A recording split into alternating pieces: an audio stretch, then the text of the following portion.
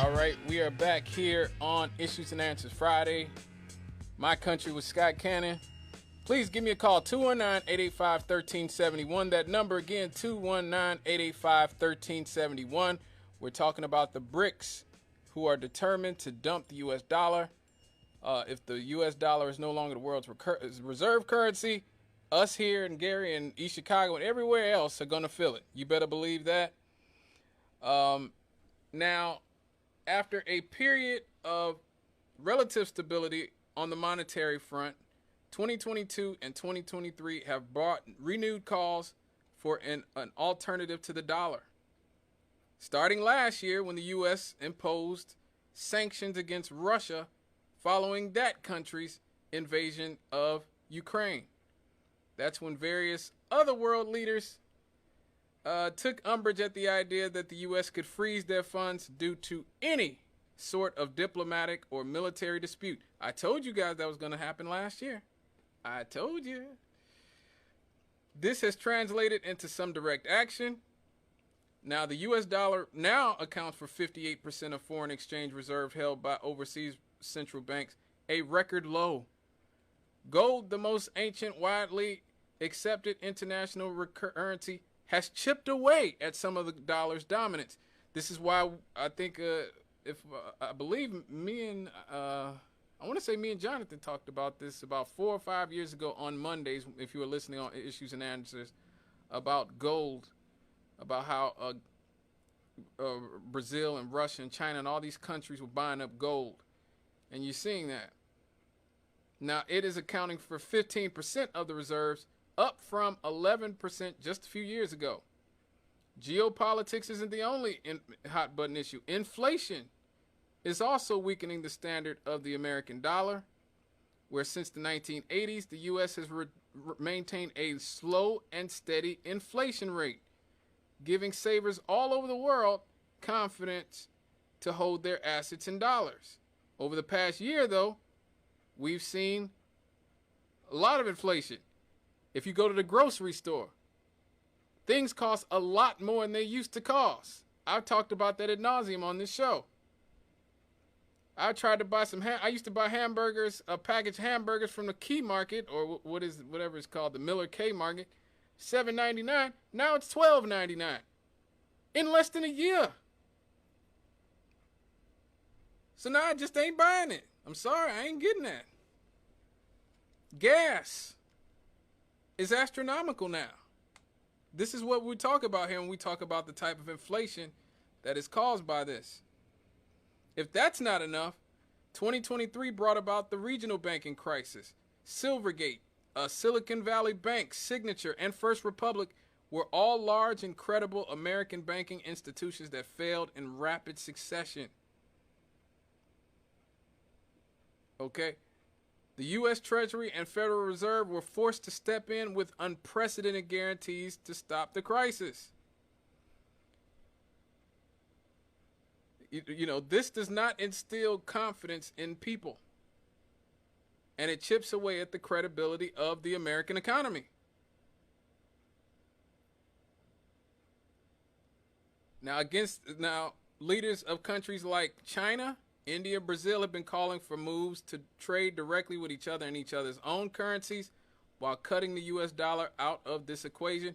That would diminish the role and importance of dollars while creating a multipolar financial world where the next tier of economies would have a lot more say in what goes in global affairs.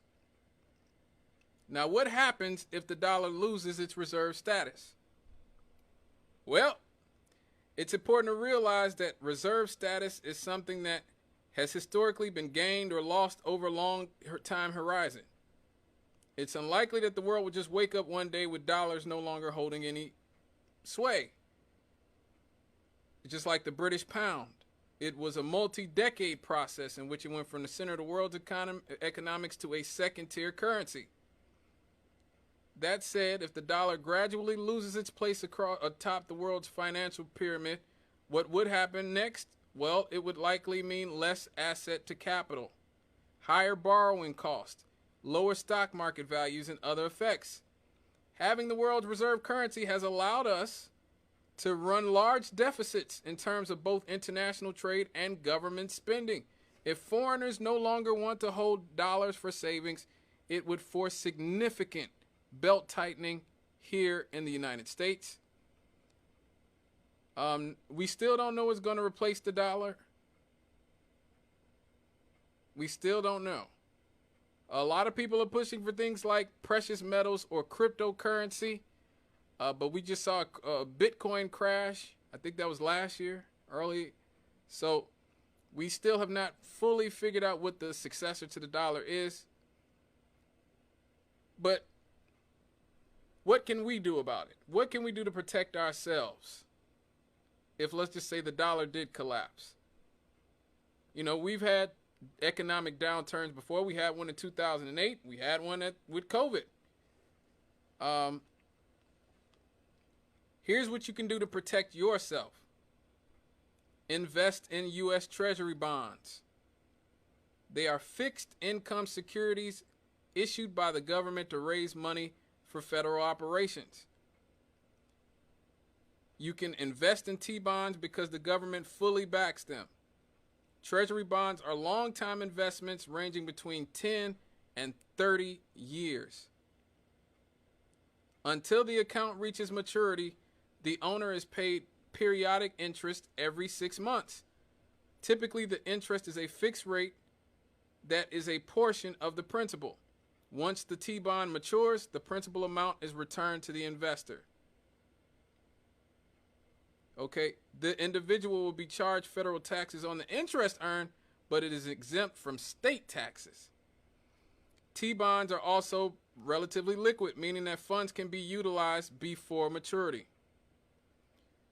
As we talked about earlier, gold and other precious metals. You can invest in precious metals. Unlike stocks that retain assets electronically, precious metal let me see, lost my place here.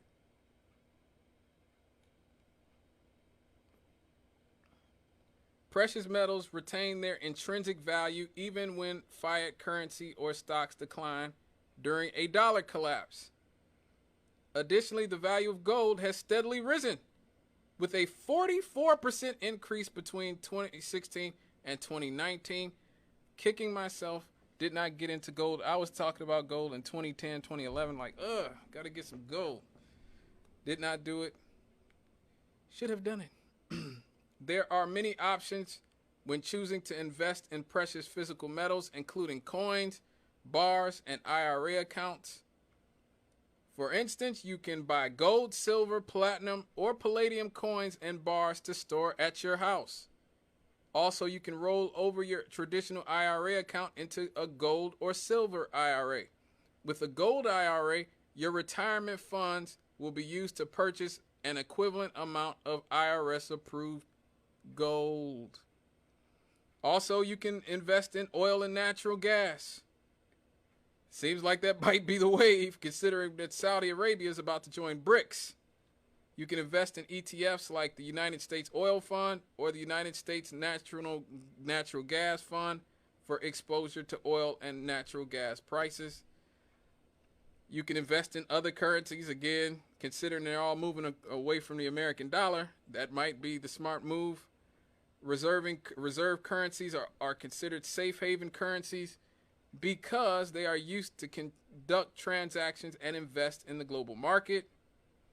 As a result, you may choose to invest in one of these currencies to protect yourself if the dollar indeed collapses. You can invest in a CD for a fixed term and at a fixed rate. Typically, the longer the term, the better your investment rate will be. Additionally, CDs usually have higher interest rates than traditional savings accounts. If the dollar collapses and your chosen foreign currency rises, your return on the investment may actually be higher. Like T-bonds, you can invest in foreign government bonds. You will need to convert your US dollars into foreign currency to purchase the bond. Interest will then be accrued if the foreign currency. Once the bond matures, you can withdraw the money and convert it back to the US dollar. Now this one, this one is very important. Pay off your debts. You are not going to want to be in debt in the near future. Pay off your debts. The average American has $90,000 in debt. Okay? Paying off your debts can help you retain as much of your hard-earned cash as possible if the U.S. dollar indeed collapses. Begin by assessing your finances to determine where you may be overspending. These costs can be cut down and the money can be allocated towards paying off your debts. You guys got to get out of debt. I mean, I've been in debt before. I've had situations where, like, debt collectors were calling my family members in East Chicago and other places. Like, I didn't even live there, and they were calling my family members and harassing them. It was bizarre. It was absolutely bizarre. You do not want to be in that type of trouble, folks. So pay off your debts. And as always, you can invest in real estate. Next week, hopefully, I'll be able to get to the story about Northwest Indiana town being considered one of the hottest real estate zip codes in the country. Top 6. Yeah, right here in Lake County.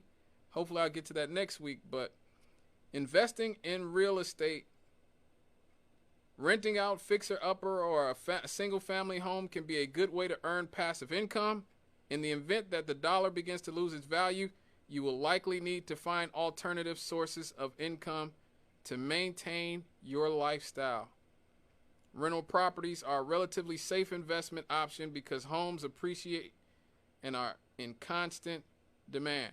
As a result, investing in real estate can give you added revenue stream to help protect you against the dollar's collapse. All right, folks. Whew. I mean, I know stuff like that is very heavy, but this is important. We are not immune from what's going on in the world. If you go to the supermarket, if you fill your car up with gas,